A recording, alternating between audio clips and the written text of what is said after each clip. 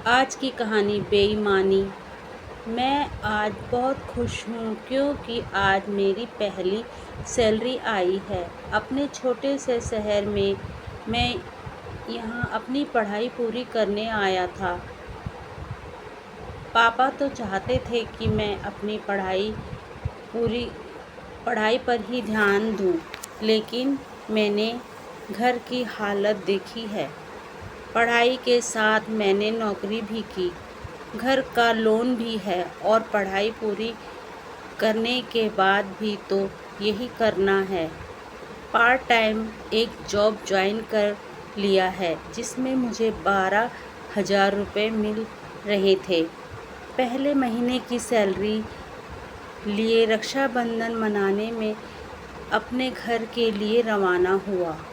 घर जाने में मुझे 6 घंटे लगते हैं। ट्रेन का सफ़र रहता है। सैलरी के पैसे मैंने अपने पर्स में रखे थे। त्योहार का समय है, ट्रेन में जगह मिलना मुश्किल की बात है। लेकिन इन सब बातों को अब मैं मुसीबत नहीं मान रहा था, बल्कि इन सब के बावजूद मेरा मन खुश था। जेब में पैसे जो थे, पैसा पास में हो तो खुशी होती ही है। इस बात का मुझे आज एहसास हो गया था। ट्रेन का लोकल डिब्बा पूरा भरा था। मेरा स्टॉप लास्ट स्टॉप था। कई स्टेशन पर रुकती ट्रेन मज़े से चल रही थी। प्लेटफार्म पर उतरकर मैं भी मज़े लेते हुए, खाते पीते हुए अपनी यात्रा कर रहा था। थोड़ी देर बाद ट्रेन में कुछ जगह हुई और एक सीट मुझे बैठने को मिल गई। खिड़की के पास की सीट थी तो बाहर की ठंडी गरम हवा में मेरी आँख कब लग गई मुझे पता भी नहीं चला। करीब 2 घंटे बाद शोर के कारण मेरी आँख खुल गई। अभी मैंने समय देखा तो मेरा स्टेशन करीब 1 घंटे दूर और होगा। प्यास लगी। मैंने पानी की बोतल लेने के लिए अपने पैंट की पीछे वाली जेब में हाथ डालकर पर्स निकालना चाहा।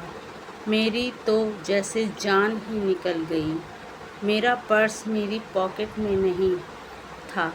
मैं एकदम से खड़ा हो गया और नीचे ऊपर अपनी सारी पॉकेट को चेक करने लगा।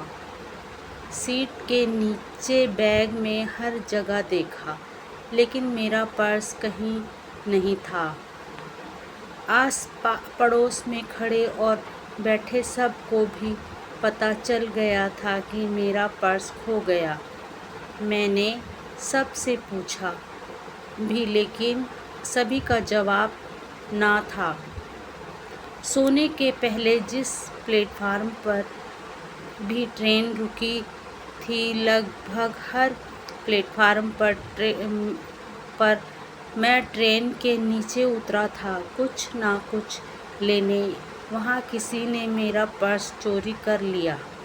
कोई ट्रेन में भीड़ का फ़ायदा उठाकर पर्स चोरी करके ले गया। मुझे कोई अंदाज़ा नहीं।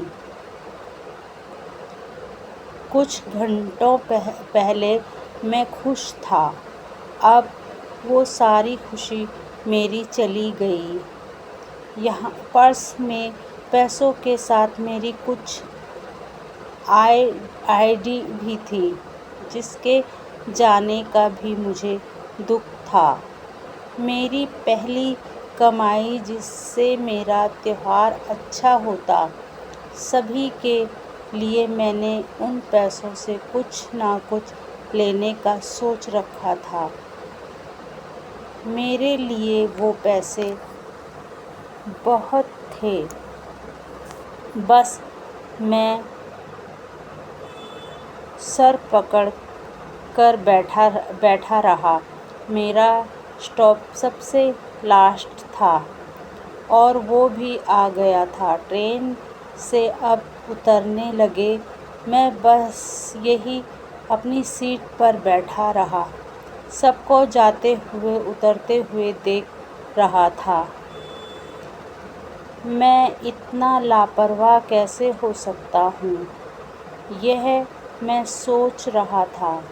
आखिर मैंने अपने पर्स का ध्यान क्यों नहीं रखा, यही सब सोचकर मैं अपने आप को बार बार कोस रहा था।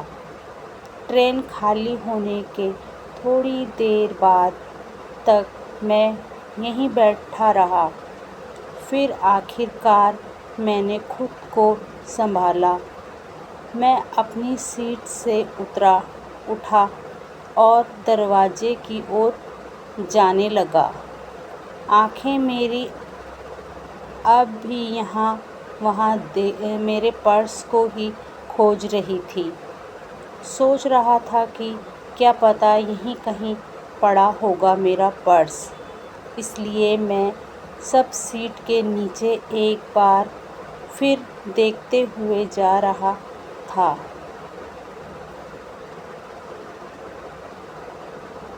मेरी नज़र एक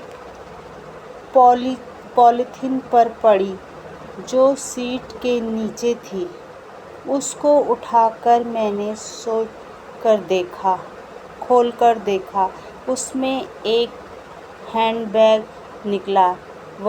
वज़न से थोड़ा भारी था। खोलकर मैंने जल्दी से देखा। मेरी आँखें चमक उठी। उसमें कैश था।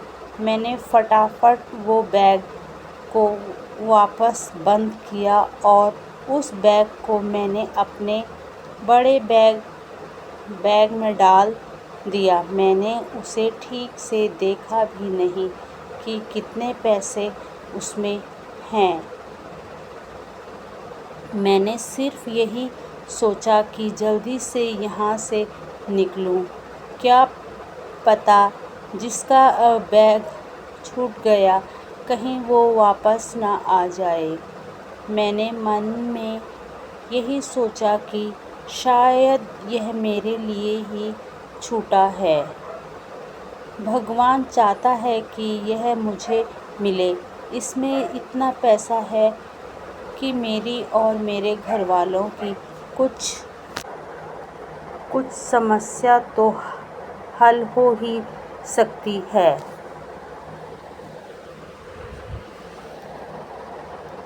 अब मेरी खुशी का कोई ठिकाना नहीं रहा।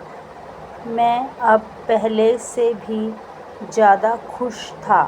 बस मैं जल्दी से प्लेटफार्म से निकलना और ऑटो करके अपने घर आया। घर आकर पहले मैं सबसे मिला, फिर कुछ समय सबके साथ बात की। फिर अकेले में जाकर मैंने अपना बैग खोला और उसमें से वो बैग निकाला। मैंने उसमें रखे पैसे निकाले। करीब 2 लाख रुपए उस बैग में थे। उसके अलावा एक पर्स। मैंने पर्स खोलकर देखना चाहा, लेकिन इतने में ही कोई बाहर से आवाज़ लगाने लगा, जिस कारण मैंने फिर उसे बंद कर दिया। रक्षाबंधन पर मैंने अपनी बहनों को अच्छे से गिफ्ट दिया। साथ ही मैंने यह भी सोच लिया था कि उन पैसों का मैं क्या करने वाला हूँ।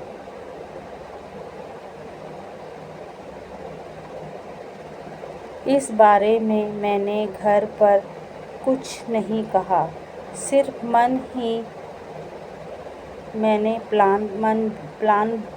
मैंने प्लान बना लिया था।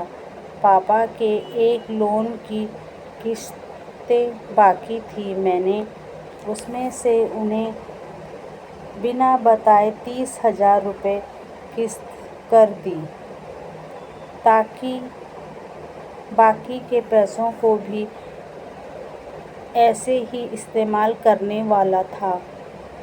मैं बस 3 दिन की छुट्टी पर आया था। वापस जॉब और पढ़ाई की के लिए लौटने का समय हो गया था। मैं वापस ट्रेन में बैठ गया। इस बार मेरे बैग के साथ उसमें वो छोटा बैग भी था, जिसमें करीब 1,60,000 रुपये थे। एक बार मेरा पर्स चोरी होने के बाद अब मैं ज़्यादा सतर्क हो गया हूँ। मुझे नहीं लगता कि अब मैं ऐसी गलती दोबारा करूँगा। मैंने अपना हाथ बैग से हटाया ही नहीं। प्लेटफार्म पर नीचे उतरते हुए भी मैं बैग को अपने साथ लेकर गया। करीब आधा सफ़र हो गया था। एक प्लेटफार्म पर गाड़ी रुकी। मैंने एक लड़के को जो चाय बेच रहा था बुलाया और बोला कि चाय दे। लड़के ने मुझे चाय भरकर दी और जैसे ही उसने मेरी तरफ देखा, वो बिना पैसे लिए, बिना कुछ बोले भागा।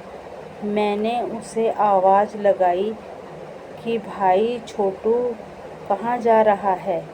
अपने पैसे तो लेकर जा।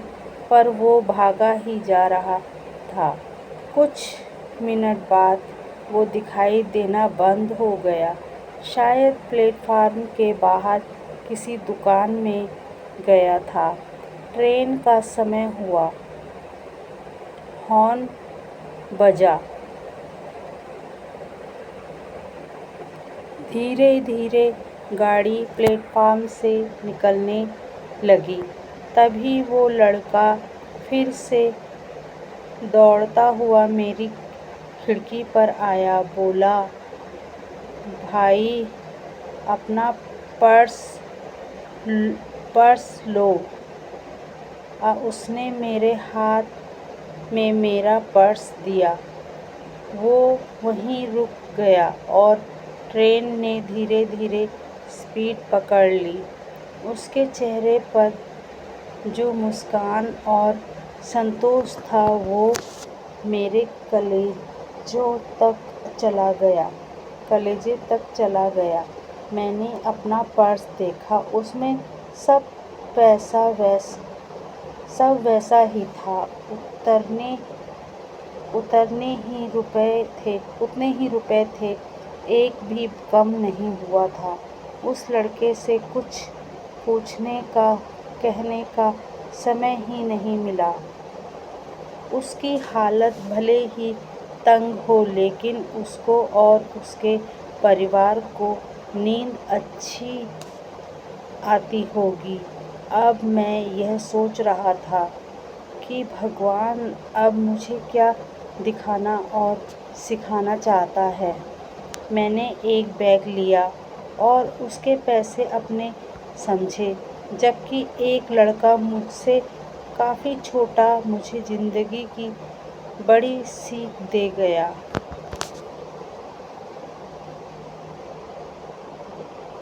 मुझे यह सिखा गया कि मैं बेईमान हूँ। यह सारा पैसा बेईमानी का है। भले ही मैंने यह चुराया नहीं, लेकिन मैंने यह भी कोशिश नहीं की जानने की यह पैसा किसका है। एक लड़का मुझे बेईमानी से ईमानदार बना गया।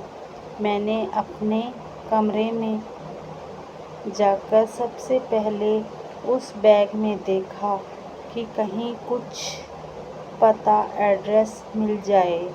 उसमें एक पर्स था जिसमें एक एड्रेस मुझे मिला। मैंने उस बैग को भेज दिया। साथ ही एक चिट्ठी भी लगी जिसमें मैंने लिखा कि इसमें जितने पैसे कम हैं अपनी सैलरी से वापस कर दूंगा। इस नोट के साथ मैंने अपना नंबर भी छोड़ा। मुझे नहीं पता था कि उनके लिए पैसे के लिए वो मुझे माफ़ करेंगे या नहीं, लेकिन अब मैं हर बात के लिए तैयार था। मुझमें न जाने कैसे इतनी हिम्मत आ गई। कुछ दिनों में ही उनका फ़ोन आया। बुजुर्ग थे। उन्होंने कहा कि उनके हाथ से यह पैसा ना जाने कहाँ रह गया था। किसने कब लिया उन्हें भी पता नहीं चला। उन्होंने मुझे बहुत दुआ और आशीर्वाद दिया। कहा कि बच्चे पैसे वापस नहीं दूँ तो भी चलेगा, लेकिन मुझे वो वापस देना है। पैसा और बैग मिलने की खुशी, इस शांति के आगे कुछ भी नहीं थी।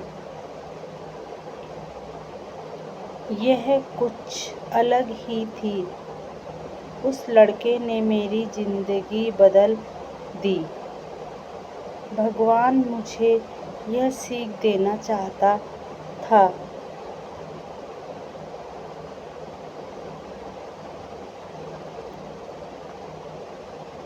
कहानी अगर अच्छी लगे तो लाइक, शेयर, सब्सक्राइब कर देना।